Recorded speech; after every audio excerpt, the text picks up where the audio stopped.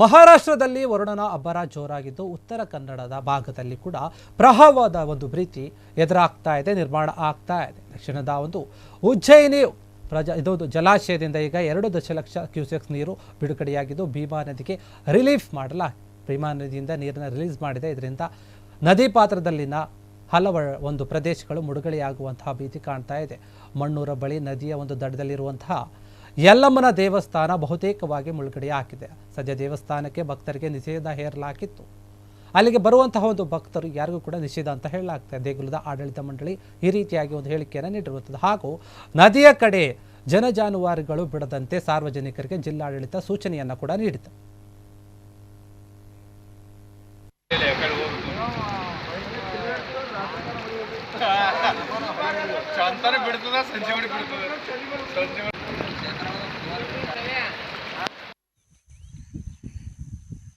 ಇದು ಭೀಮಾ ನದಿಯ ಹಿನ್ನೀರು ಆಗರಗುಣಗಿ ಗ್ರಾಮ.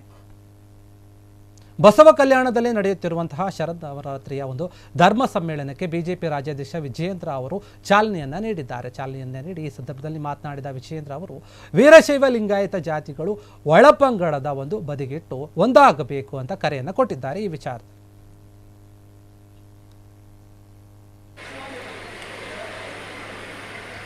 ಶಿವನಿಗೆ ಪ್ರಿಯವಾದದ್ದು ಶಿವರಾತ್ರಿಯಂತೆ, ಎಲ್ಲರಿಗೂ ಪ್ರಿಯವಾದದ್ದು ನವರಾತ್ರಿಯಂತೆ, ಹಾಗೆ ಜಗತ್ತಿನೊಳಗೆ ಅತ್ಯಂತ ಪ್ರಿಯವಾದ ಉಪದೇಶ ಮತ್ತು ಪರಮಪತಿಗೆ ಭಕ್ತಿಯ ಮನೆಗಳು ಇದೀಗ ವೇದಿಕೆಯ ಮೇಲೆ ಉದ್ಘಾಟನೆಯ ಕಾರ್ಯಕ್ರಮ.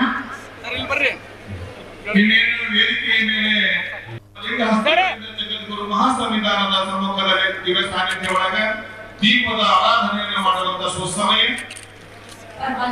ಅಡಿನವರಿಗೆ ಎಲ್ಲ ಉಪಾಚಾರಗಳ ನೇತೃತ್ವದಲ್ಲಿ ಈರುಗಳು ಕೂಡ ಜ್ಯೋತಿಯನ್ನು ಬೆಳೆಸುವ ಮೂಲಕ ಉದ್ಘಾಟನೆ ನಡೆಸ್ತಾ ಇದ್ದಾರೆ. ಸಿದ್ಧತೆಗಾಗಿ ಬೇಕಾಗಿದ್ದ ಬೆಳಕು ದೀಪದ ಆರಾಧನೆ ಮಾಡುವುದು ಎಂದರೆ ಕ್ಷಣ ಕ್ಷಣದ ಸುದ್ದಿಗಳಿಗಾಗಿ ಫ್ರೀಡಂ ಟಿವಿ ಸಬ್ಸ್ಕ್ರೈಬ್ ಮಾಡಿ, ಲೈಕ್ ಮಾಡಿ ಹಾಗೂ ಫಾಲೋ ಮಾಡಿ.